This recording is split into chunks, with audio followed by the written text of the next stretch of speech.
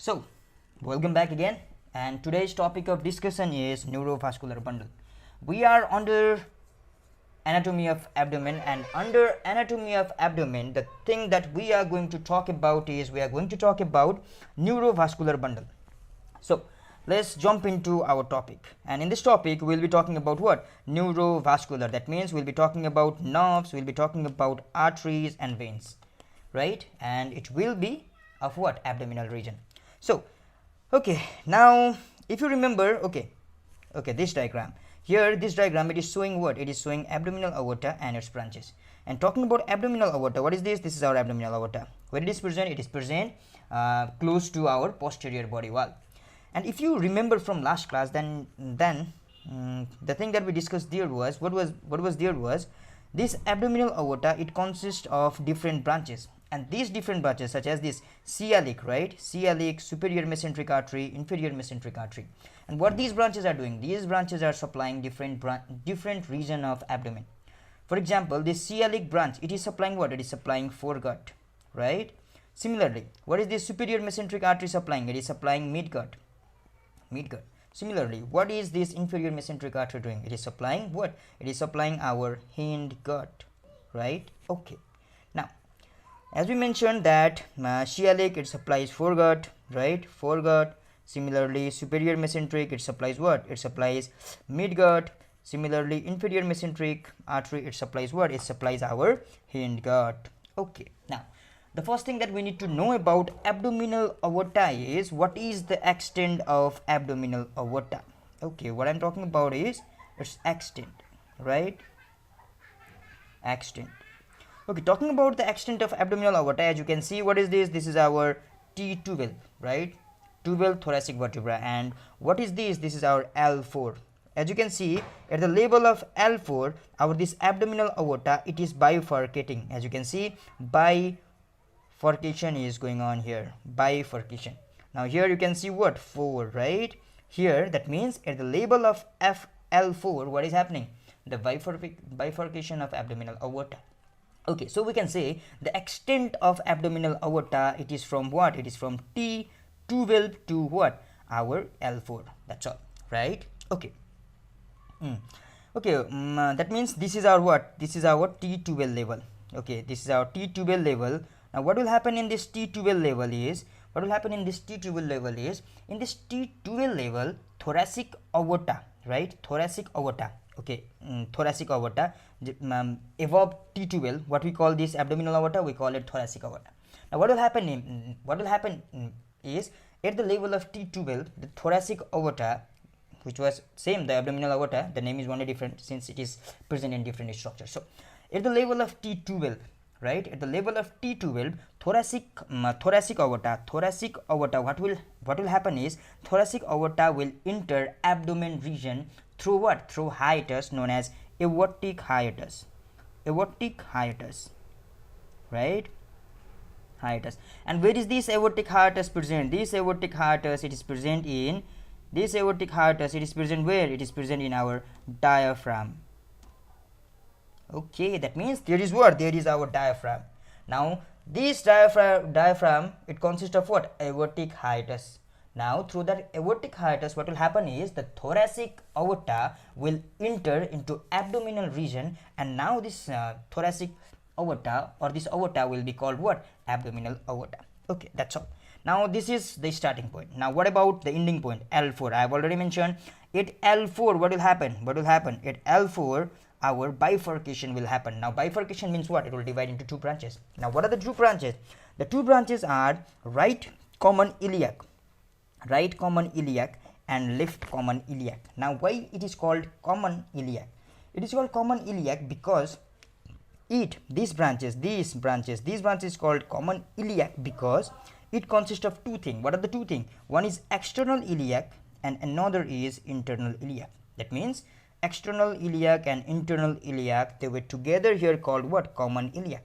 Since it is present in right side, it is called right common iliac, and since this is present in left side, it is called left common iliac, right? Okay, that means common iliac, right? Okay, I have already mentioned this common iliac. What will happen? This common iliac will further divide into two branches, and the two branches are what? The what, right internal iliac and right external iliac, right external and internal. Now why it is called internal iliac? Because it supplies what, our internal viscera, right? And external iliac, why it, now what will happen to this external iliac? It will pass inguinal ligament and then it will be called what, it will be called femoral artery. So we'll learn about that thing later on, we'll be discussing about that thing later on.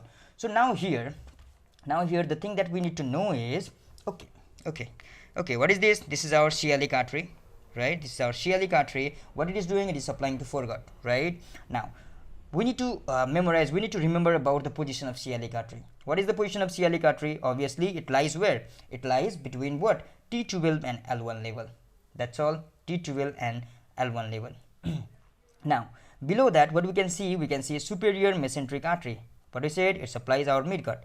Since it supplies midgut, now the thing that we need to know is where it is present. It is present at the level of L1, and just at the lower border of L1, if you see, you will see a renal artery, right? You can see a renal artery. So what is the thing that we need to know here? Here the thing is superior mesenteric artery, right, and renal artery, right? These are present, or these are given at what, the lower level of L1. At the lower level of L1, or we can say these are present at the level of what, transpyloric plane.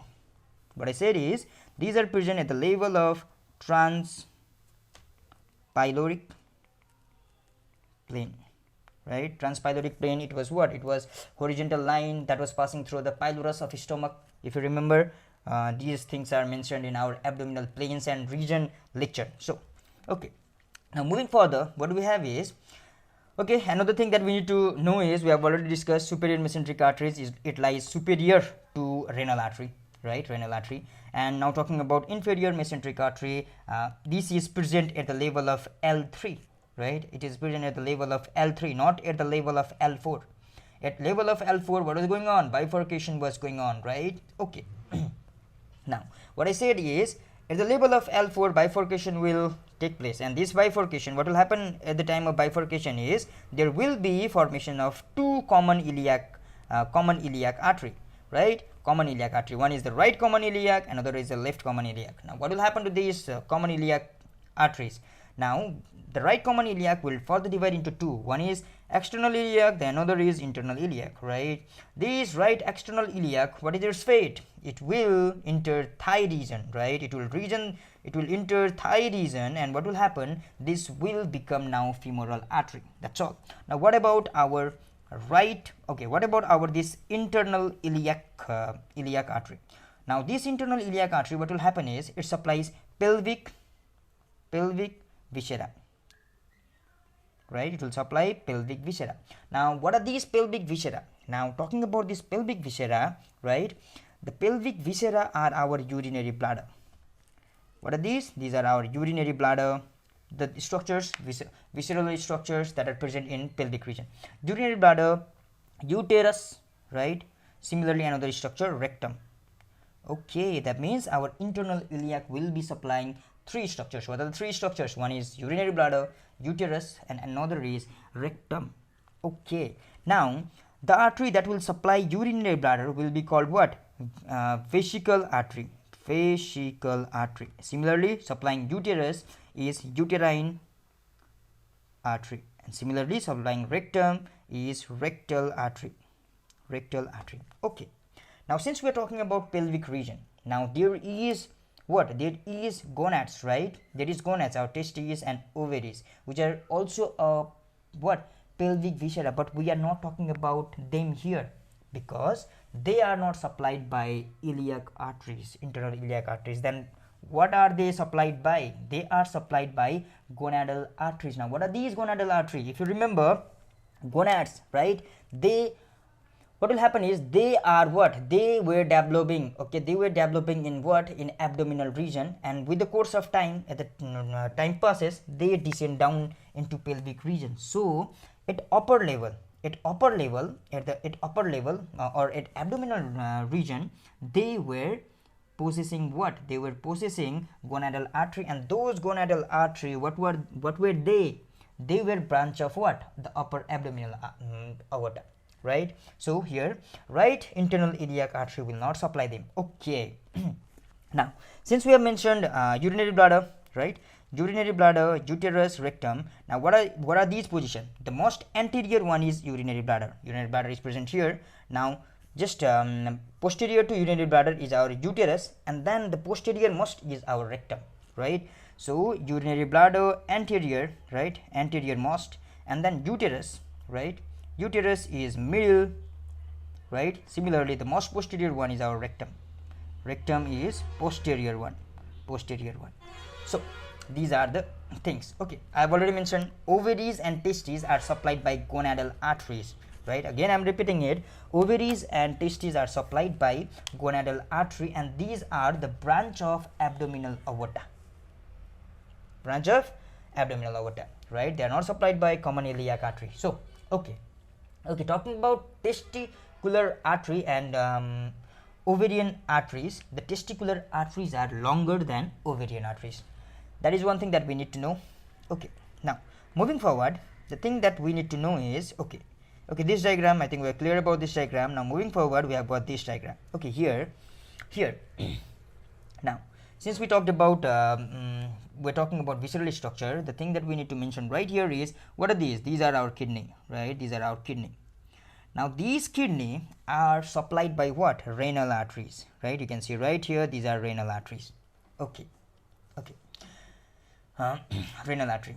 Earlier, okay, now since the gonads, testes, right? They are what? They develop in abdomen and they descend down with the course of time. Similarly, talking about kidney, if you remember, kidney, they what will happen is, what is going on is, they develop in pelvic region, but with the course of time they move upward, right? They move upward.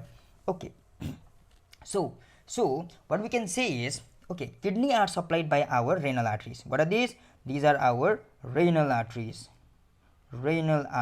right? Earlier these renal artery, earlier they were present where? They were present in our pelvic region, right? In our pelvic region. Earlier these renal artery, these are the branch of common iliac artery. Earlierly they are the branch of common iliac artery, right? Earlier they were down, so they were supplied by renal artery, and these renal artery are the branch of common iliac artery. Okay, now what will happen? This is the condition of earlier, right? Now later what will happen is, these go up, right? This kidney move up in abdominal region, and now they are what? They are supplied by renal artery only, but these renal artery are now the branch of abdominal aorta. Okay, so that's all. So we got to know about what? We got to know about gonads, right? Testes. Similarly, testes and ovaries. Similarly, we got to know about kidney, right? The opposite action is going on right here. Okay, now moving further, if you focus in this diagram, here what we have is, okay, let us be again more clear in this diagram. Here what we can see is, what is this? This is our diaphragm, right? What is this? This is our diaphragm, right? And what we said is, in this diaphragm, in thoracic tubal vertebra, what we have is, we have aortic hiatus right here. We have aortic hiatus, right? Through that aortic hiatus, what will happen? Thoracic artery will enter into abdominal region, and now these will be called what? Abdominal aorta. That's all. So now let us see what we have is okay, this is what? This is front view of abdomen and towards diaphragm, right? This is the front view of abdomen towards diaphragm, right? Here you can see this structure. These are what? These are our kidneys, right? These are our kidney, right? And these are supplied by what? These are supplied by our renal arteries, right? Kidney supplied by our renal arteries. Similarly, as we have already said, renal artery, they are what? Already they are the branch of common iliac artery, but later on they are the branch of what? Abdominal aorta, right? Okay. Now what is this? This is our what? This is our what? T4. This is what? L4 level. What will happen? Bifurcation will happen, right? Okay, as you can see, at the time of bifurcation, what is this? This is our what?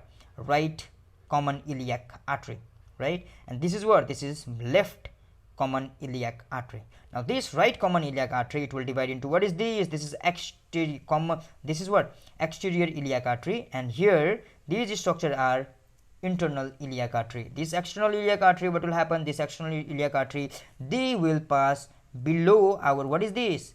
inguinal ligament, and they will be now called as what? Femoral artery. Similarly, what these internal iliac arteries are doing, these internal arteries are supplying viscera, urinary bladder, ureter, and what is our last structure? Rectum, right? Okay, that's clear. Okay, this was all about our this structure. Okay, now the important thing that we need to know right here is, okay, the thing that we need to know right here is, okay, the got, okay, right here is got arteries, right? Got arteries are anterior branch. Okay, here you can see these are what? Got arteries. What are these got arteries? Got arteries are what? Anterior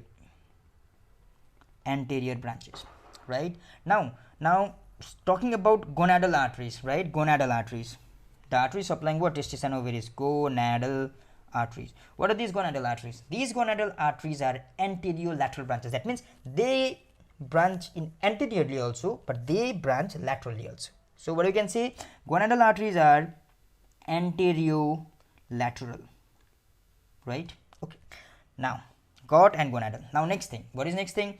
Renal arteries. Now what are these renal arteries?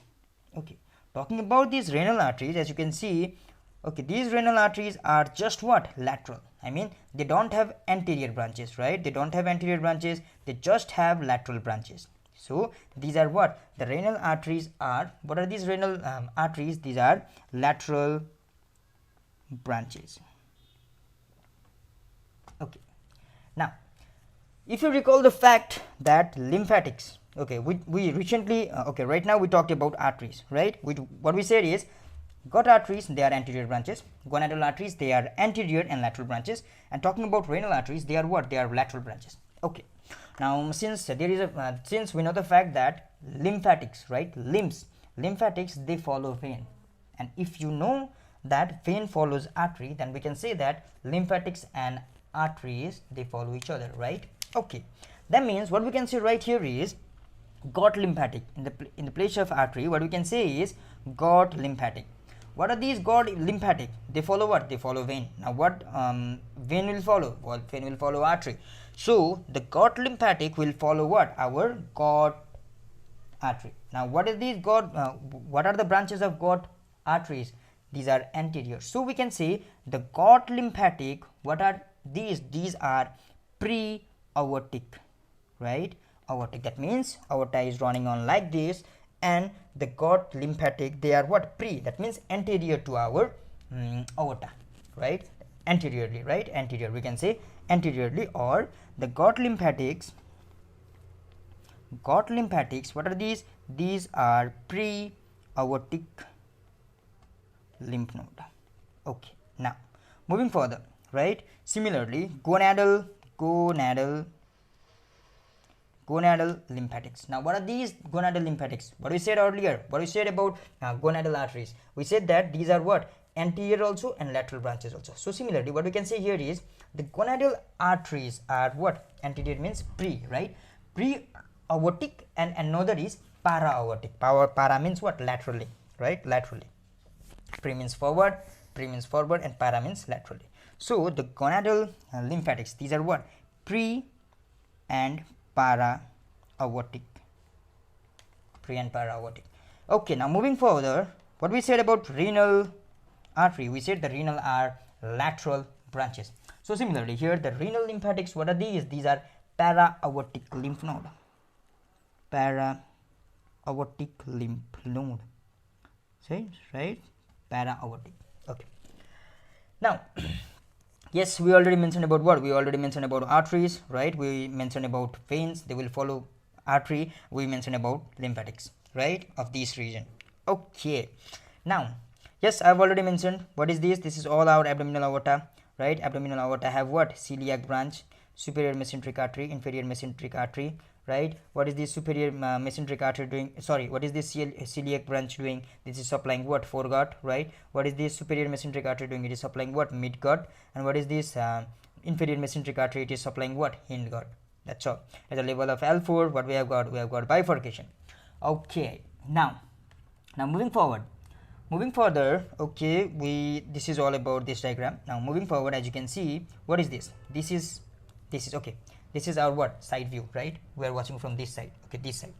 Okay, what is this structure right here? What is this? This is our abdominal aorta, right? Abdominal aorta, the posterior most structure, posterior most structure.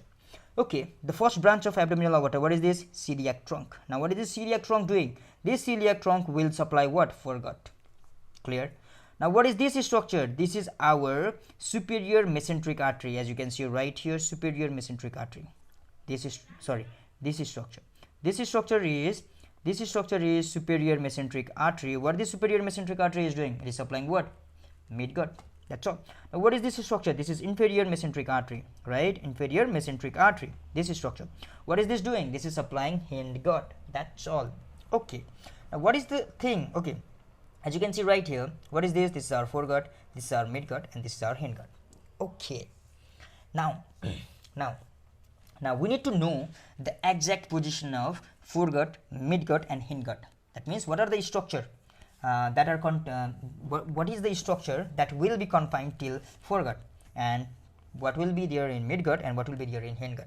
So talking about foregut, right? Foregut. As you can see, these structure, these are what? These are the structure of our foregut, and I have already mentioned foregut are supplied by what? Celiac trunk, right? And this celiac trunk is a branch of abdominal aorta. Okay, that means as you can see, this is what? This is all our stomach, right? All our stomach. And if you just watch it so carefully, that you will find that here some part of foregut, sorry, some part of duodenum is being supplied by our foregut, whereas the remaining part of duodenum is being supplied by our what? Sorry, some part of foregut is contained within foregut. Obviously, if it is contained within foregut, then it will be supplied by what? Our celiac trunk. But maximum part of duodenum is contained within midgut, so it will be supplied by superior mesenteric artery. Okay. Now let us see here. The junction of midgut and foregut. Talking about the junction of foregut and midgut, this point, right? This point. Okay, this point. Now what is going on here? This point. What is going on here? Now, where is this? Okay, the junction of foregut and midgut, where it is present? If you look carefully, you will see that this is present on what? The second part of duodenum. Second part, right? Second part of duodenum. Okay, it is present in second part of duodenum, right? Second part of duodenum. Now, if you see here, you can see what is this? What is this structure? This is our pancreas, right? Pancreas. Okay, what is going on is in the junction of foregut and midgut. What is going on in the junction of foregut and midgut? What we can see is the pancreas, right? Pancreas and liver, they will develop in the region of junction. Okay. Now from this fact, what we can say is, okay, from this diagram, what we can say is the proximal part of duodenum, right? Second part means the proximal part of duodenum. The proximal part of duodenum is being supplied by what? It is supplied by celiac trunk, right? It is supplied by celiac trunk, this posterior part. And what about other? Distal half of duodenum. Sorry, what about other? I mean this remaining part of duodenum. What is going on is this remaining part of duodenum is supplied by what? It is supplied by our superior mesenteric artery. Okay, that's all. Now talking about midgut, right? Midgut and hindgut. As you can see, this is the junction, right? This is the junction of midgut and hindgut. Midgut and hindgut. What is going on is, okay, this is the junction. What is it? This is the junction. This is the junction. Now where it is present? Obviously it is present in transverse colon, right? It is present where? It is present in transverse colon. Okay. Now since it is present in transverse colon, right? Since it is present in transverse colon, and if you know the fact that vagus nerve supplies, right? Vagus nerve supplies till 2/3 of transverse colon. What I am saying is vagus nerve will supply till 2/3 of transverse colon. What? This is all our transverse colon. Now what is going on is vagus nerve will supply 2/3 of transverse colon, right? Now talking about the arterial supply, what we can know here is, okay, but when we can know here is the right 2/3 of transverse colon. Right here you can see right 2/3 of transverse colon, right? Right 2/3 of transverse colon. That means the part which is confined within midgut, right? Midgut is supplied by what? It will be supplied, the part which is in midgut will be obviously will be supplied by our superior mesenteric artery, right? Superior mesenteric artery. Now splenic flexure and rectum part of hindgut, that means the last part, right? Last part. Splenic flexure and rectum part of hindgut is supplied by what? It will be supplied by our what? The artery of our hindgut, and that is what? Inferior mesenteric artery. That's all. So in this diagram, what we came to know? In this diagram, the thing that we need to know is the junction between foregut and midgut. What is the junction? It is present in second part of duodenum, right? And what will happen is the pancreas and liver will develop right here, right? Here the proximal part of duodenum is supplied by what? Celiac artery. The other remaining, right, posterior half of duodenum is supplied by what? The artery of midgut, and that is superior mesenteric artery. Similarly, talking about the junction between midgut and hindgut, what? It is present in our transverse colon. And here in this transverse colon, what is going on is the right two-third of our transverse colon, right, right two-third of transverse colon, that is the area of midgut, will be supplied by superior mesenteric artery, whereas the rectum part and what? The splenic flexure part, right, the distal part of the distal part of our hindgut will be supplied by what? It will be supplied by our inferior mesenteric artery. So this was about this diagram. Now moving further, okay, let us be more clear about this thing. Okay, foregut, right? Talking about foregut, the artery that will supply foregut is celiac artery, the midgut is superior mesenteric artery, and the hindgut is inferior mesenteric artery. Similarly, talking about the parasympathetic innervation, right, knob supply of foregut. The knob supply of foregut, talking about parasympathetic innervation, and since we are talking about parasympathetic innervation, what will parasympathetic innervation will do? The parasympathetic innervation, they will cause what? They will increase peristalsis, right? They will increase peristalsis, that means they will cause frequent urination, frequent excretion. So the foregut and midgut, they are supplied by what? Vagus nerve, right? Similarly, the hindgut is supplied by pelvic branch. Now talking about the vertebral level of different region of abdomen, T11, T12 to L1, the foregut lies between T12 to L1, midgut L1, and the hindgut at the region of L3, right? We are clear from this diagram, okay. Moving further, what we have is the structure supplied. Okay, structure supplied. Okay, here the structure that will supply is pharynx. The vagus knob will only supply to pharynx, right? And lower esophagus, right? Lower esophagus will be supplied by celiac artery only, right? Celiac artery only, from lower esophagus to what? The proximal duodenum, right? Proximal duodenum, and our liver, gallbladder, pancreas, spleen. These are what? These are the structure present in foregut, right? Similarly, the structure present in our what? Midgut. Talking about the structure present in midgut, it is what? Distal duodenum, right, to proximal two-third of transverse column, as we have discussed, as we have already discussed in this diagram, right? Okay. Now similarly, the distal one-third of transverse colon to upper portion of anal canal, right? What are these? These are present in our hindgut. Now to be more clear, okay, the same thing, I'm not going to repeat it again, right? I'm going to repeat it, but in what? Briefly. Foregut, midgut, and hindgut. What is going on in foregut? What are the organs present in foregut? Our esophagus, lower half of esophagus, our stomach, liver, gallbladder, pancreas, and half of duodenum. Which half of duodenum? Proximal half of duodenum. Okay, similarly midgut, what? Midgut, half of duodenum, right? Distal half of duodenum, jejunum, ileum, cecum, ascending colon, two-third of transverse colon. Okay, now talking about the hindgut, one-third of transverse colon, descending sigmoid column, rectum, and two-third of anal canal. That's all. These are what? The organs present in different gut region. Talking about the arterial branches, talking about the artery and branches, the thing here is the celiac artery. The main artery is our celiac artery. Here superior mesenteric artery, and here inferior mesenteric artery. We are not going into deep. These are the main arteries. Now talking about the vein, what are the vein? The portal vein. What are these portal vein doing? These portal vein, they are carrying what? These are carrying nutrition, right? Nutrition to what? To liver for metabolism, right? These are what? These are our portal vein. These portal vein, what they will do? They will carry nutrition to liver for metabolism, and then after metabolism, the metabolite will be received by hepatic veins, and these hepatic vein will what? Drain into inferior vena cava, and that will be cleared afterwards. Okay, now talking about the lymph, right, as we have already said that arteries arteries will follow what? Vein will follow lymph. Similarly here, since there was iliac artery, there will be iliac nodes, right? Since there was superior mesenteric artery, there will be superior mesenteric nodes, right? And since there was inferior mesenteric artery, there will be inferior mesenteric nodes. That's all.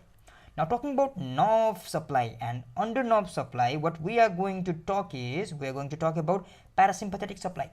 As I have already mentioned, parasympathetic supply is done by vagus in what? In our foregut and midgut. And what I said is, in the region of hindgut, the parasympathetic nerve supply is our pelvic branch, and that is pelvic splanchnic, right? Now pelvic splanchnic nerve. Similarly, talking about sympathetic supply, sympathetic nerve supply. What are the sympathetic nerve supply?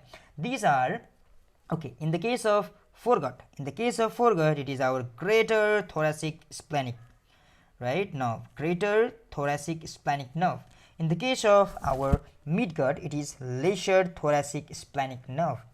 And similarly, in the case of our hindgut, it is least thoracic splanchnic nerve. So, okay, now as there will be pain, okay, the foregut pain will be felt in epigastric region. And what about midgut pain? It will be felt in our umbilical region. And the hindgut, it will be felt in our suprapubic region, right? Suprapubic region. Now we are just studying all these things. We are just mugging up these all things. Why are we studying these things? Okay, we were talking about the nerves, sympathetic, right? Here, as you can see, the greater thoracic is splenic. It is its root value we are studying T5, T9. The root value of lesser thoracic splenic, it is from T10 to T11, right? Similarly, least thoracic splenic nerve, it is T12. Okay, why are these important? These are important, right? These are important because we will be now after this we will be talking about referred pain, right? Referred pain, and referred pain are so important to physician, right? For physician, that means this referred pain help in diagnosis, right? Okay, such as what we have is, we have gallbladder, we have cholecystitis, right? And that the pain which is due to the inflammation of gallbladder is felt where? In our soldier, tip of soldier. So if patient is complaining of tip soldier pain, right? Tip soldier pain, we need to know that there is problem in what? Our gallbladder, right? Okay, so okay, these things are so important. So okay, now as I mentioned, the importance of knowing root value is to know the referred pain, right? Okay, and we'll know the referred pain, and because of knowing root value also we can provide what? Segmental anesthesia, right? Segmental anesthesia. Similarly, okay, as I've already mentioned, what I've mentioned is parasympathetic, what they will do? Parasympathetic, they will reduce peristalsis, they will increase peristalsis. As they will increase peristalsis, what will happen is there will be what? The excretion, right? There will be frequent urination. But what will happen in the case of sympathetic? Sympathetic is for storage, right? It will reduce peristalsis activity and it will promote what? It will promote storage. Okay. Okay. Now, since we are talking about the root values, okay, since we said that how the root values are important to us, right? In the case of referred pain, right? In the case of providing segmental anesthesia. Okay, let us discuss about structures that have same root value. Okay, the root value of kidney. Talking about the root value of kidney, what I'm saying is the root value. Okay, let us discuss right here. Talking about the root values of what? Kidneys nerve supply. We have T10, T11, T12, L1, L2. We can memorize it as what? T12 plus minus 2. That means what? Minus 2. That means from T10 to T12. That means plus 2 means from L1 to L2, right? Okay. Now, so the root value of kidney is what? T12 plus minus 2. What is this? T12 plus minus 2, right? 12 must be there in our answer, right? 12 must be there in our answer. So as kidney, there are several structure, right? There are several structure organ that have same root value, and these organ or these viscera are what? These viscera are our kidney, testes, ovary, uterus, uterine tube, and urinary bladder. So what we are talking about? We are talking about viscera that have same knob supply, right? Knob supply with same root value. What is the root value? T12 plus minus 2. And what are the structures? Kidney, right? Kidney, testes, kidney, testes, ovaries, uterus, uterine tube, and urinary bladder. So that's all. So okay, this will be important in solving MCQs, right? Okay, now moving further.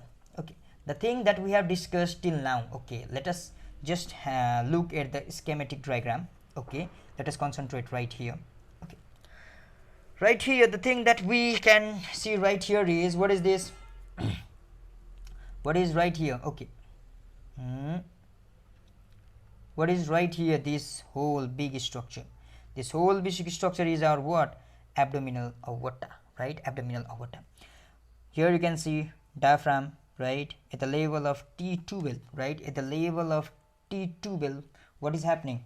There will be aortic hiatus, and this thoracic aorta will enter abdominal region, and in abdominal region this will be called our abdominal aorta, right? It's easy, right? Simple. What is this? This is our celiac trunk. It will supply our foregut. What is this? Superior mesenteric artery. It will supply midgut. And what is this? What is this? Inferior mesenteric artery. It will supply what? Hindgut. Okay, as we have already said, there is renal artery at the lower border of L1, right? This is our L1. At the lower level of L1, there will be what? There will be our renal artery that lies what? Lower to our superior mesenteric artery, or superior mesenteric artery is above what? Our renal artery. That's all. There will be gonadal arteries, right? Gonadal arteries. Okay, as you can see right here. And at the level of L4, what we are saying at the level of L4? At the level of L4, what? Our abdominal aorta will divide into two common iliac artery, right? And these common iliac artery, they will further divide into internal iliac artery and external iliac artery. Now what is this external iliac artery doing? This external iliac artery will what? This external iliac artery will what? Will pass below what? Below inguinal what? Inguinal ligament, and now it reaches what? It reaches femur, and it is called femoral artery.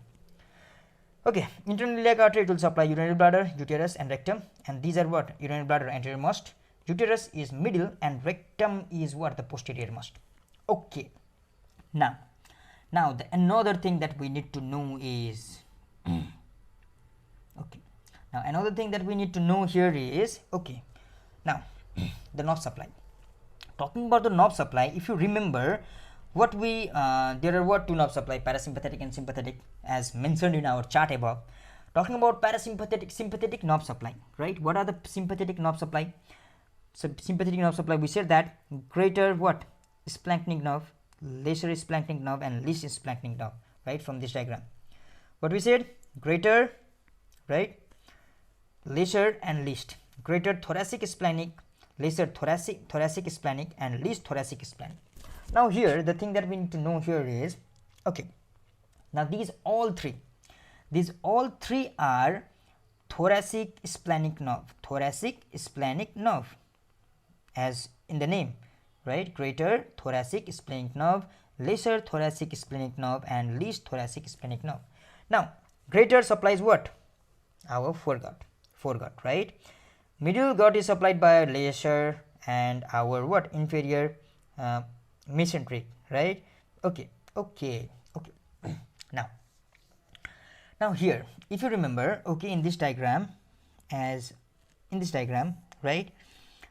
Least, lesser, and greater. Okay, now if you focus right here, right? As we can see that greater splenic nerve has root value of T5 to T9, right? We need to know these things, right? Greater splenic nerve, it has root value of T5 to T9. We can memorize it as, it has how many root values? 5 root values, starting with letter 5. from 5, 5, that means 5, 6, 7, 8, 9, right? 1, 2, 3, 4, 5.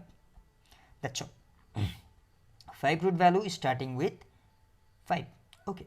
Now talking about this, our lesser splenic nerve for midgut. Talking about lesser splenic nerve for midgut, what we have? We have T10 and T11, right? T10 and T11. And similarly, least splenic nerve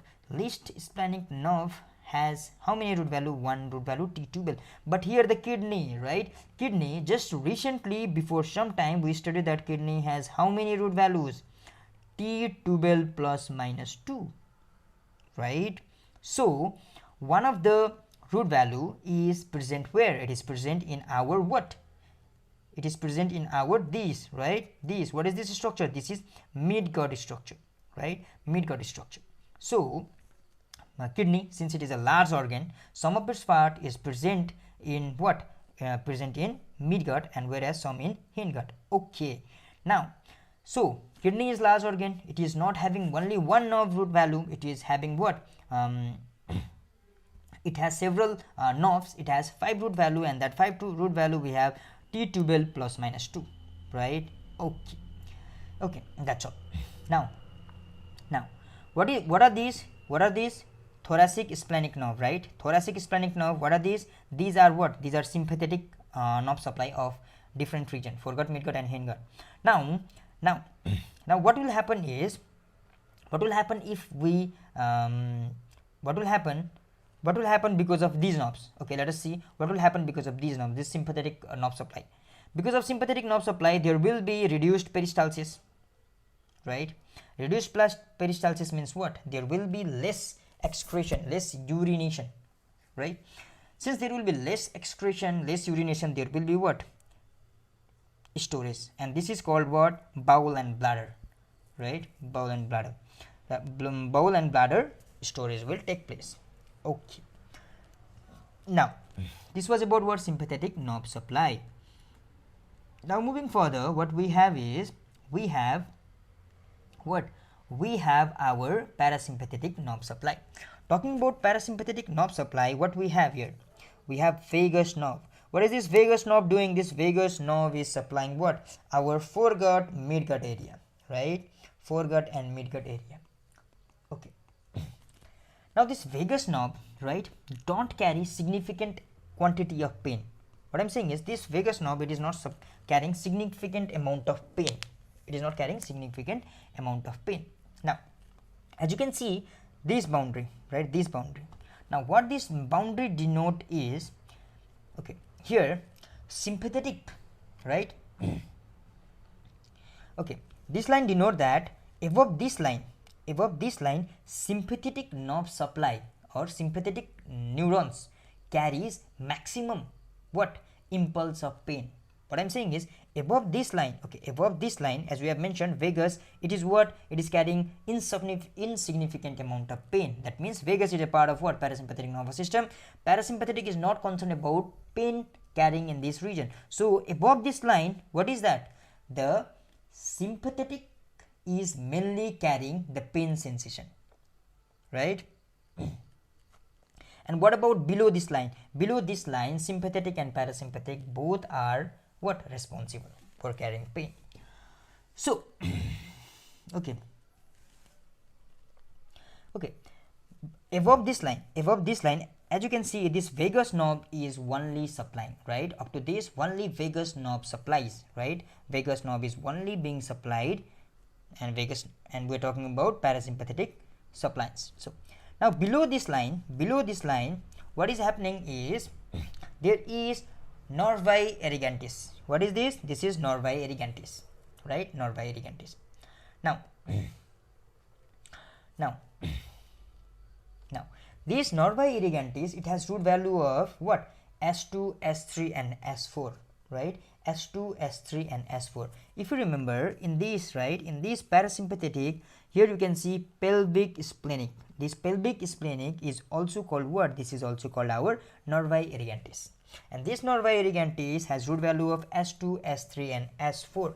And this nervi erigantis, when supplying to our pelvic pelvic viscera, it is also called pelvic splenic nerve. It is also called pelvic splenic nerve, right?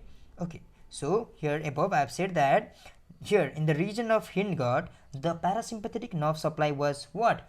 Our pelvic splenic nerve. If you remember, what was it? It was pelvic splenic nerve, right? Now what is this pelvic splenic nerve? It is what? Nervi erigantis. And what is its root value? Its root value is S2, S3 and S4. Okay, right now. Okay, well doing.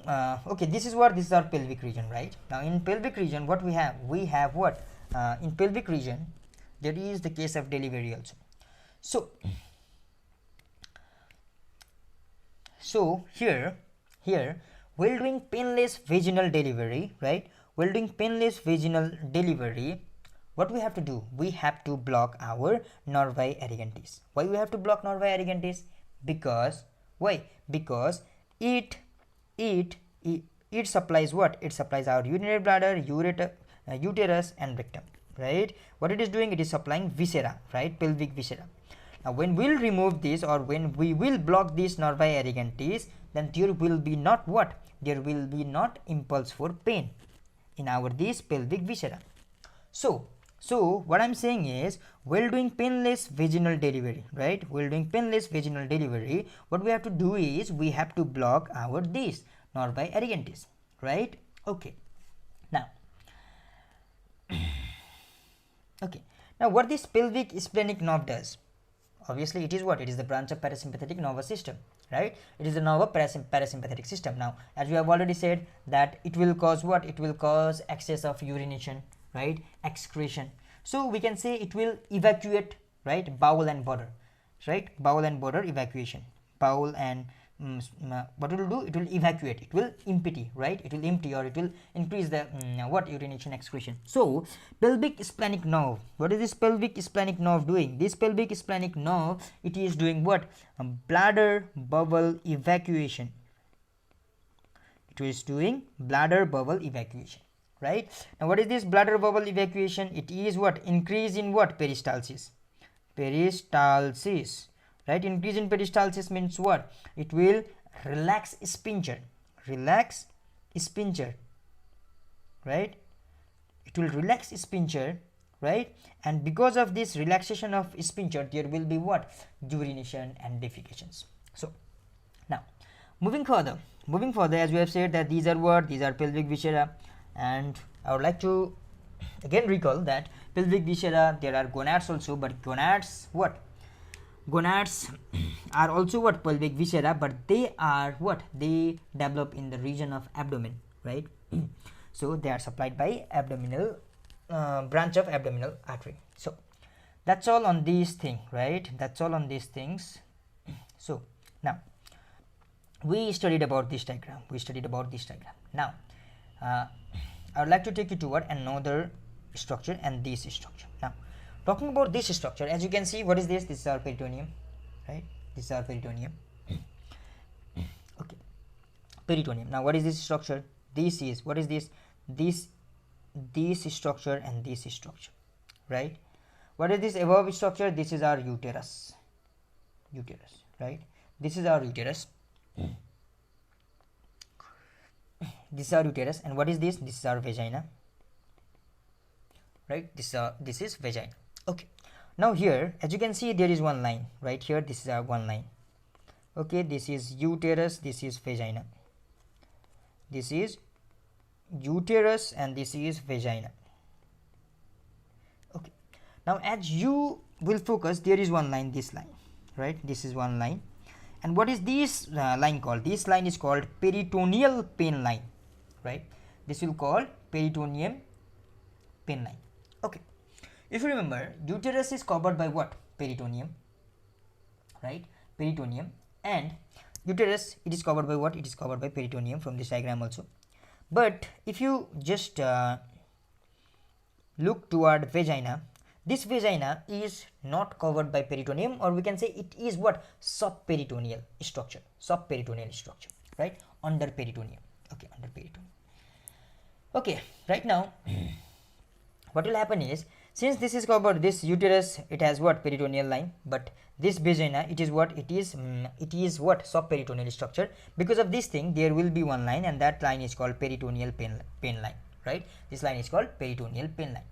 Now, if we have to operate on uterus, right? If you have to operate on this uterus, then which is the nerve that we must block, right? By blockage of which nerve there will be the case of painless, right, in uterus. Now here what we have is, this is our peritoneal pain line, and this above this peritoneal pain line, right, above this peritoneal pain line, what we have is, we have lesser splenic nerve supply, and below this peritoneal pain line we have what? Nervi irrigantis, right? And here in uterus, right, there will be the supply of lesser splenic nerve that has root value of T12, L1 and L2, right? So since lesser splenic nerve is supplying what? Uterus. If we have to operate on in this uterus, then which is the nerve that we must block? Obviously what? This lesser splenic nerve with the root value of T12 and L1, L2, right? Okay, similarly what we have is, we have what? Nervi irrigantis, that is on what? That is supplying what? Vaginal region. Nervi irrigantis is vaginal region, and similarly what we have is, if we have to operate downward toward the region of vagina, then we must block what? This nerve. So why the root values are important? Root values are important because it help us to what? It help us in segmental anesthesia, right? Okay, here what we have done, to have to operate in uterus, we can block these, right, this nerve with the root value of these. Okay. If we have to operate right here, we can what? We can block this, right, nervi irrigantis. Okay. Now what about other structures, right? Talking about other structure, right, as you can see, what is this? This is our rectum. Okay, this is our rectum, right? This is our rectum. Now talking about rectum, the upper part of rectum is supplied by, or we can say the upper part of rectum is covered by what? It is covered by our peritoneum. It is covered by peritoneum. Okay. Since it is covered by peritoneum, the structure covered by peritoneum will have which nerve supply? It will have lesser splenic nerve. Lesser splenic nerve. Since it is having lesser splenic nerve, right, and the below structure, what is this below structure? This is what? Subperitoneal structure. And if subperitoneal structure is there, then it is being supplied by what? It is being supplied by nervi irrigantis. And what is the root value of nervi irrigantis? It is S234. So in the case of upper rectum, right, this is what? This is upper rectum, right? Upper rectum. Upper rectum is being supplied by what? Lesser splenic nerve. Lower rectum is supplied by what? Nervi irrigantis. So in order to operate upper one, we have to block what? These lesser splenic nerve. And in order to block our what? In order to operate on our lower part of rectum, we have to block nervi irrigantis. That's all. Now talking further. Okay, talking further, what is this? This is our urethra. What is this? This is our urethra. In urethra, same thing is happening. What is this above structure? The above structure is being covered by peritoneum, and since it is covered by peritoneum, it is supplied by lesser splenic nerve, right? And what is this below structure? Below structure is subperitoneal structure, and it is supplied by what? Nervi irrigantis. Same story. Upper urethra. Upper urethra. In order to operate in upper urethra, what? We have to block these. Lower urethra, we have to block what? Nervi irrigantis. So that's all about this diagram. That's all about this diagram. So we discussed about these two diagram right now, right? These two diagram. So now moving further, what we have is, okay, we discussed about this thing also, right? Okay, what we have here is, we have this thing. Now here, okay, in this diagram, what we are going to look is, okay, here, as you can see, right, as you can see here, what we have got is, we have got T1, right, T5, right. Here you can see greater splenic nerve, lesser splenic nerve, least splenic nerve. Obviously you have idea where these are supplying, right? Okay, We're talking about what? We're talking about nerve supply. Now we are going to look at. Now talking about nerve supply. What is this? This is, what is this? These nerves. These are what? Thoracic sympathetic chain, right? We can say that these greater splenic nerve, lesser splenic nerve, and least splenic nerve, these are what? These arise from what? Thoracic sympathetic chain. These all came from what? Thoracic sympathetic chain, right? And what will happen is these nerve will what? These will what? Puncture on diaphragm, on the cross of diaphragm, and as they puncture on the cross of diaphragm, what they will do is they will enter the abdominal visceras. Okay, abdominal visceras. Now at puncturing of cross of diaphragm, they will result in different type of plexus, right? They will result in different type of plexus. And what are these plexus? Okay, they will result in different type of plexus. Now, okay. Now, talking about different type of plexus, okay, in this diagram it is clear, as you can see. Okay, let us focus right here. Okay, in this diagram, what is the thing that we need to understand is, these are what? Greater splenic nerve, lesser splenic nerve, and least splenic nerve.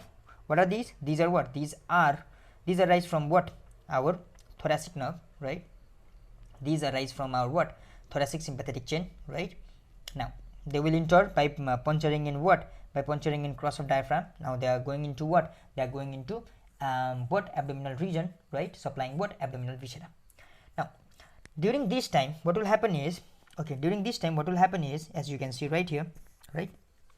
As you can see right here, okay, in this diagram, okay. Okay, in this diagram, the thing that we need to you need to know here is, okay, as you can see, what is this? This is what? This is our, okay, this is diaphragm, right? This is diaphragm, right? This is diaphragm, and here is what? Okay, here you can see aortic hiatus, right? This is what? This is the region of what? Celiac, celiac branch, right?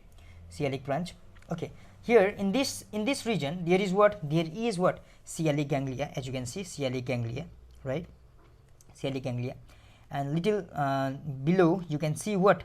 You can see superior mesenteric ganglion, right? You can see superior mesenteric ganglion right here in this region, right? Above this there was what?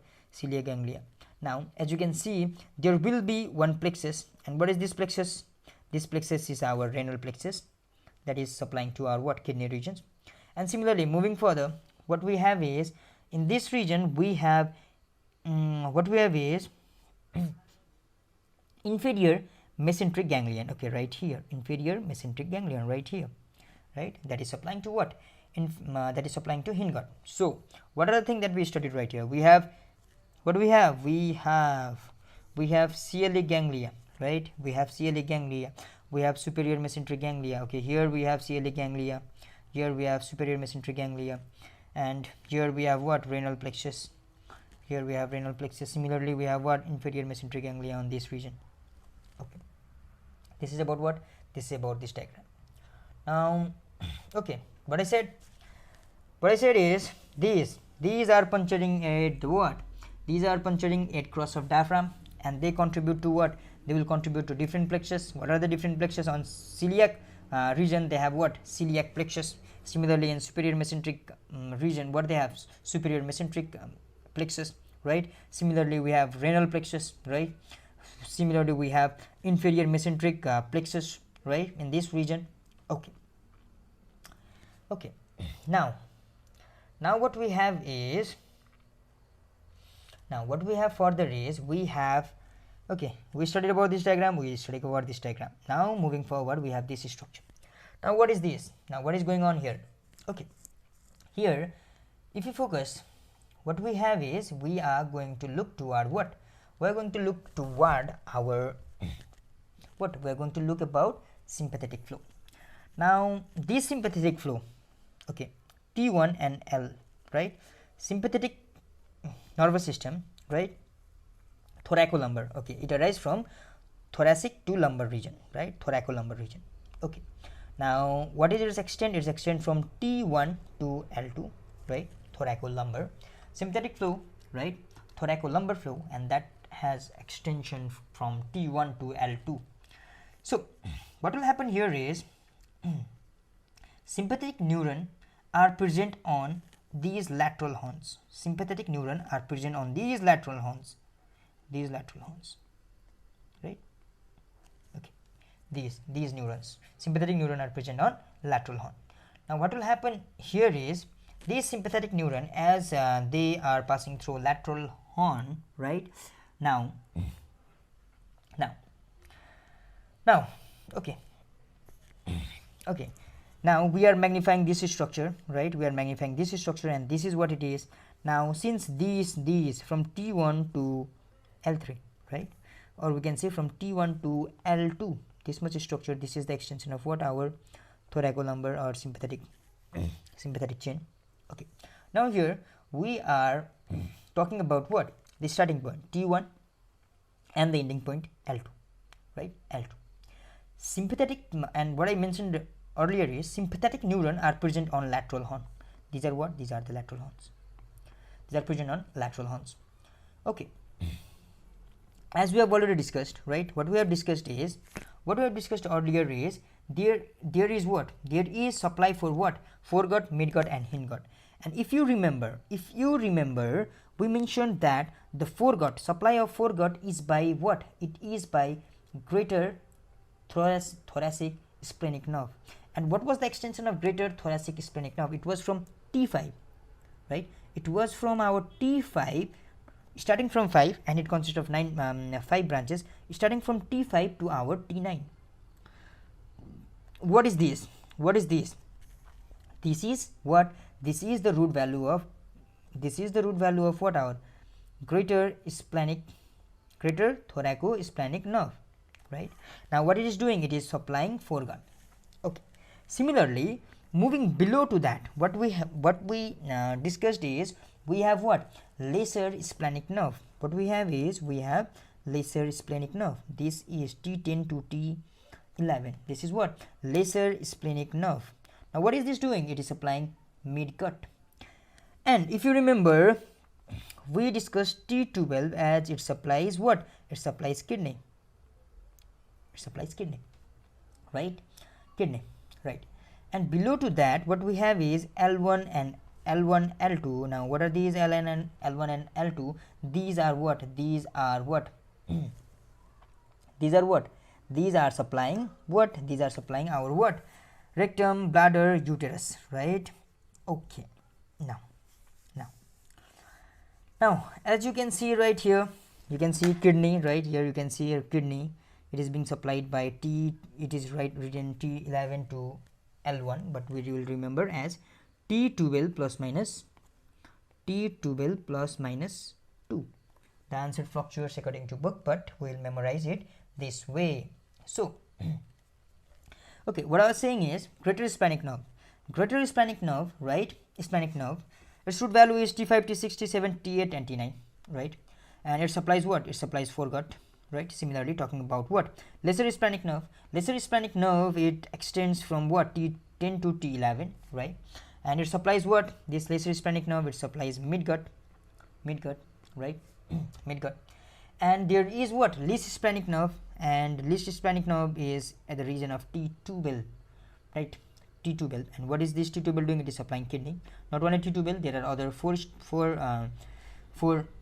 nerves that will supply kidney. Now another structure that we have is we have including T2 to L2. The structure okay, T2 to L2, we have lumbar splenic nerve, right? Lumbar splenic nerve. Now what is this lumbar splenic nerve doing? It is supplying our what? It is supplying our rectum, bladder and uterus. Okay, this was about this diagram. Okay, what we studied here? We studied about what? We studied about thoracolumbar flow. Right? We talked about where the sympathetic neuron are present. We talked about what? We talked about root value of different nerves: greater, lesser, least, and another what? Lumbar splenic nerve. Okay. Now the thing that we will be talking is, we will be talking about dermatomes, right? We'll be talking about dermatomes. What are these? These are the dermatomes. Now, okay, dermatomes. Now, talking about dermatomes, right? Dermatomes.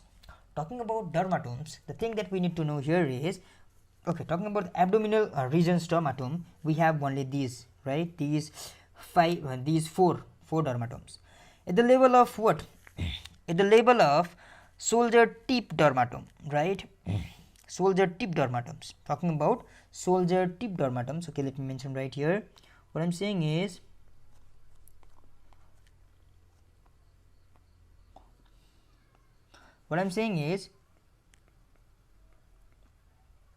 soldier tip dermatome. Okay, soldier tip dermatome, these regions, it is what? C4. These regions are C4. What about nipple level? Nipple level. Talking about nipple level, the level is what? T4. The level is T4. Okay, it will be mentioned right here. T4 level. What is this? The nipple region. This T4 region, right? This is what? The nipple region. Nipple region. Similarly, okay. Similarly, another thing that we need to mention is our what? Foregut. Foregut. Talking about foregut, it is what? T7. T7. Talking about midgut. Midgut. Talking about midgut, it is what? T10. Right? 7, 10. Right? And talking about what? Suprapubic region. Suprapubic region. Talking about suprapubic region, we have L1 dermatome. And talking about lower limb, right? The starting point of lower limb, right? It is what? It is also called inguinal. It lies in inguinal region. It is lower limb, right? The starting point of lower limb, or we can say inguinal region. Talking about this thing, what we have is, we have L1. Now, little toe, it lies in S1 region. So, okay, right here, soldier tip dermatome. Okay, soldier tip dermatome is right here. Soldier tip dermatome is right here. What is this? This is our C4. Similarly, moving toward nipple region, right? Nipple region, it is right here. Right at the level of T4, right?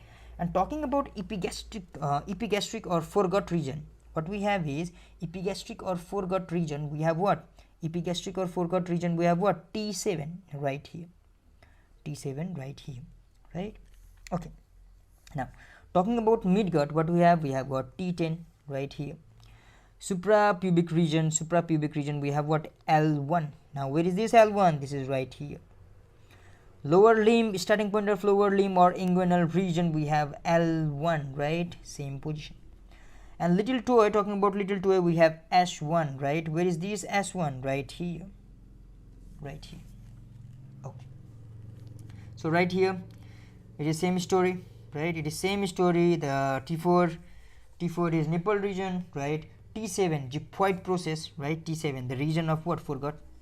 T10 umbilical region, right? If you remember, umbilical pain is felt at the in what? In midgut, right? We can say midgut, T10 umbilical. L1 inguinal ligament, right? Inguinal region, or we can say lower limbs starting point, also suprapubic region. This was about what? This was about dermatomes. Okay. Moving further, we have got question. The first stage of labor, right? In the first stage of labor, the referred pain from uterus is carried to dermatome. Okay. Now, we need to know the uterus, right? The nerve supply to uterus. If you remember, the uterus is a structure that is out of our 6 viscera, in which we said that there will be same root value. That means T12 plus minus 2. So, easy. And I said that T12 should not be missed. It should always be included. So, let us search T12.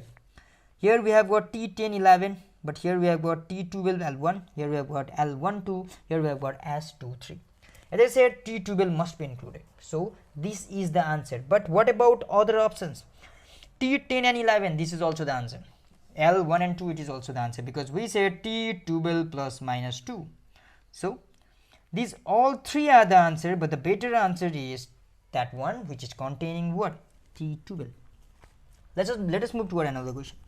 To provide pain relief during first stage of labor, which sensory level should be blocked? Obviously T12 plus minus 2, because to block what? To block what? Sensation at the region of uterus. What we have? We need to block what? We need to block the nerve supplying uterus, and it is what? T12 plus minus 2. So what we have got is 8 to L1.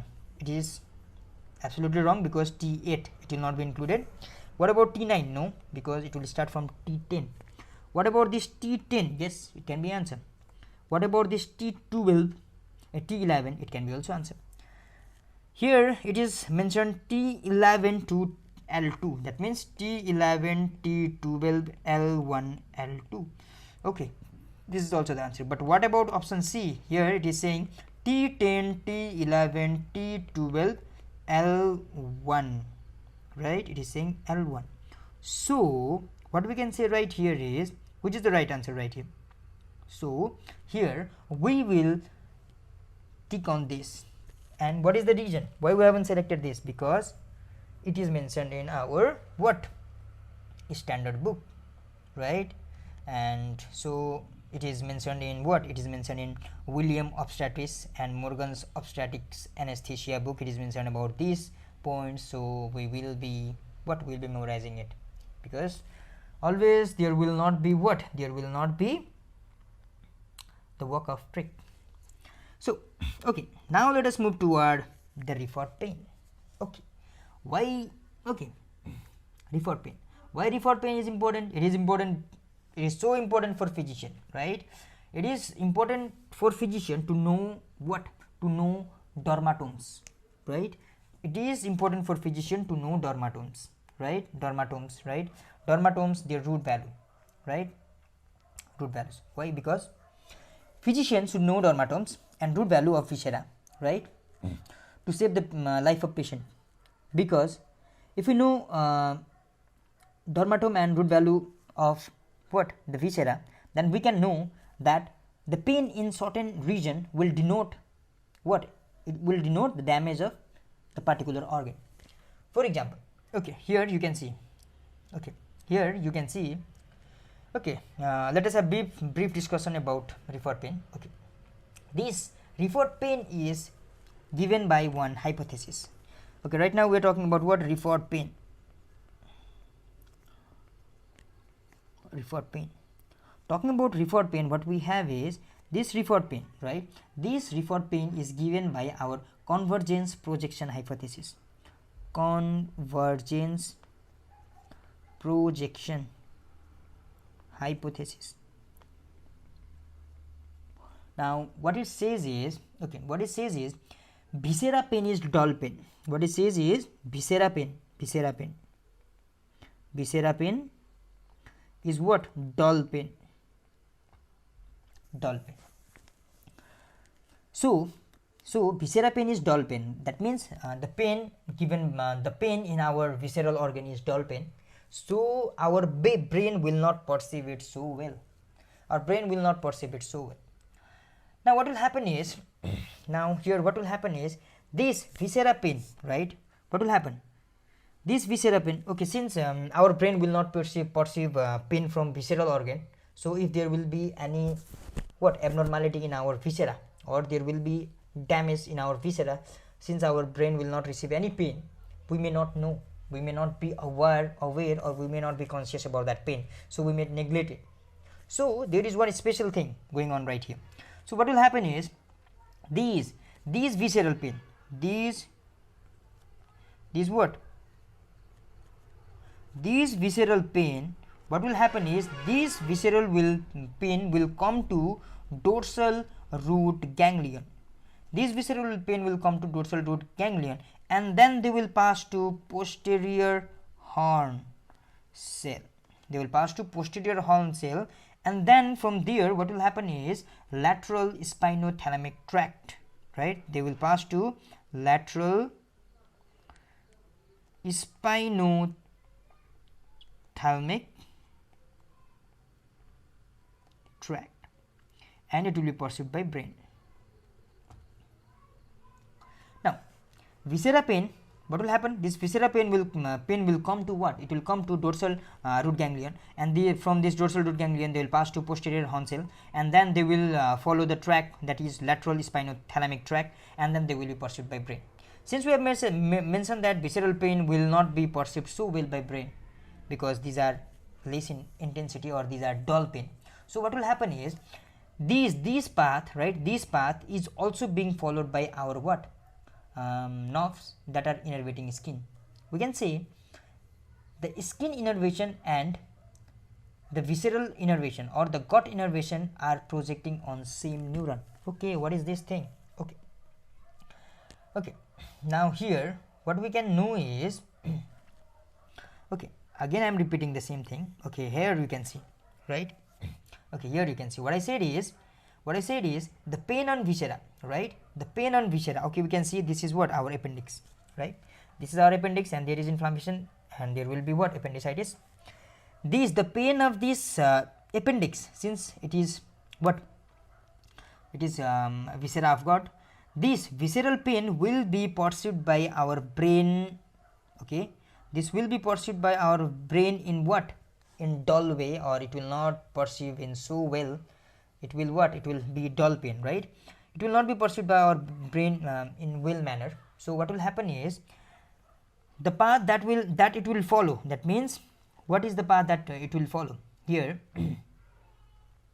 Okay, here as we know that this appendix, the pain in appendix, right? Appendicitis. It is what? It is midgut pain. Pain in appendix is midgut pain, right? It will be carried by what? The midgut. If you remember midgut, it will be carried by what? Our lesser splenic nerve, right? It will be carried by our lesser splenic nerve, right? It will be carried by our lesser splenic nerve toward what? Spinal cord, right? And then from spinal cord it will be passed to brain, right? What we are talking about, this path, right? It will be the pain in appendix means is what? Midgut pain. Midgut pain is carried by what? By what? Lesser splenic nerve, and since this lesser splenic nerve will carry it to what? Spinal cord, sorry, from this region spinal cord, and from this spinal cord it will it will be sent to brain. So what is going on here is now what is going on is this is less in intensity, so brain will not perceive it. But here what we have is this is what? Somatic sensory nerve, right? What is this? This is our skin, right? Skin. This is our skin, and skin is containing what? Somatic sensory nerve. Now this skin will also follow the same path, right? Skin will also follow the same path, same path. So now what will happen here is, since there is pain, right? There is pain because of this appendicitis, but it is unable to be perceived by brain. There will be what? There will be also what? Our this skin innervation, right? Skin innervation. Gut pain, right? Gut pain, the pain from this appendix is converging on same neuron with what? With our skin. Now our brain will not be able to differentiate the pain, right? It will not differentiate the pain. It will not know the pain is coming from which region, this or this region. But what will happen is there will be pain. Since there will be pain, we will go for checkup and we'll say our problem to physician, and physician will what he will do? He will just diagnose, and he will know that the pain that we are feeling on our what? Somatic sensor on our skin is not because of the defect in our skin. It is because of the defect in our appendix. So it will be good for us, since the brain is not able to differentiate the pain from skin or the pain from what? GIT viscera. It will be good for us because we will not feel well, and we will eventually go for what? Checkup, and it help to prevent further complication. So what I said is brain perceive visceral pain, right? Brain perceives, here our brain, it will perceive visceral pain, right, from skin, right, from skin with same root value, because skin innervation and our gut innervation is projecting on same neuron. That's all. So now to make it more clear, let us move toward this thing, right? Okay, let us move toward this thing. So okay, as you can see, okay, the thing that I'm going to mention right here is when there is acute cholecystitis, right? Cholecystitis, inflammation of gallbladder. When there will be acute cholecystitis, right? What will happen is these inflammation in gallbladder will be referred to what? It will be referred to a right shoulder tip. It will be referred right here, right shoulder tip.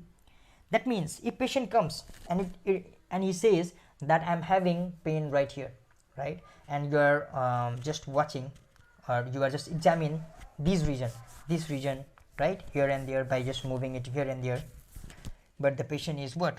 The patient has all gone into shock. Now the patient goes into shock, he becomes pallor, right? So the thing that you need to know here is, since the patient is having right what? Shoulder tip pain, we should think that he is not having problem in this region, he is having problem in where? In gallbladder, because the pain of gallbladder and the pain and the skin that is present in our what? Shoulder tip region have same root value. So this is important. So another thing that we need to know is, okay, here we need to know the different we need to know the what? Referred pain. So for acute cholecystitis, right, for acute cholecystitis, what we have is, we have what?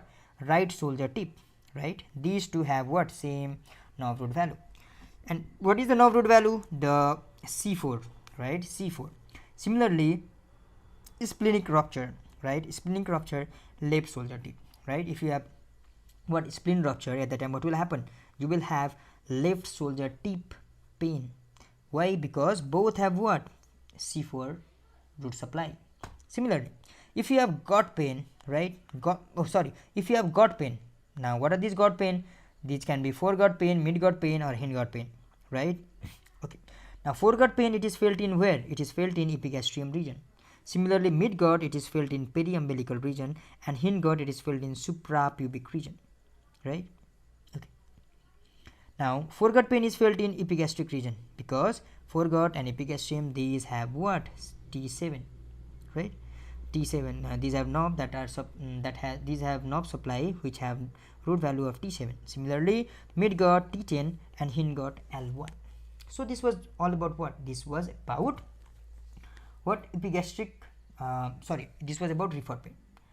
Okay, the first thing is, the thing that we need to know, finally we need to know here is the gut pain. The gut pain are always midline pain. Gut pain are always midline pain, right? Always midline pain. But gut pain are always midline pain, but unless there will be the involvement of what? Local area involvement. For example, in the case of appendicitis, right? Appendicitis will not feel the midline pain. Why? Because why we are not feeling midline pain? Since appendix is also a gut viscera, right? We must feel midline pain. We are not feeling midline pain. We are feeling what? We are feeling pain in right iliac fossa. In the case of appendicitis, we are feeling pain where? In the region of right iliac fossa, where we are feeling right iliac fossa. Where we are feeling pain in the case of right? Why we are feeling pain in right iliac fossa? Because there will be involvement of our what? Peritonitis, right? There will be inflammation in peritoneum. There will be peritonitis. That's why. Okay. Okay, what about the pain? Okay, what about the kidney and liver pain, right? Talking about kidney and liver pain, as you can see, what is this? This is our liver, right? Right, this is our kidney. As you can know, the pain of kidney will be what? It will be radiating from loin to groin, right? It is radiating from loin to groin. Now what is this loin and what is this groin, right? This is our groin. This region is our groin, right, groin, and the nerve supplying to this groin region has root value of L1 and L2, and this region is our what, loin, and loin has root value of T10, T11, T12. Yes, you can see, right? If there will be what, if there will be any problem in kidney, then we will feel pain where, from loin, right, to groin. The loin, it includes the nerve root value of L1 and L2, and groin, it includes the nerve root value of L1 and L2, and talking about loin, it includes the nerve root value of T10, 11 and 12.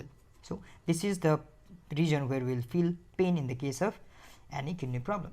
Similarly, in the case of what, in this in the case of what, in the case of this was what, this was about what, liver and kidney pain, right, liver and kidney pain, liver and kidney pain. So so here what we studied about referred pain, right, referred pain. These are the dermatomes, right, dermatomes of different structure. You can see here gallbladder, right, here you can see liver, right, liver, okay, these are dermatomes. So this is what we discussed till now. These are the structures. We tried to cover the arteries, vein, nerve supply, right, in this lecture. So on the next lecture, the thing that we will be discussing is, we will be discussing about what, we will be discussing about liver. Until then, have a great time. Thank you.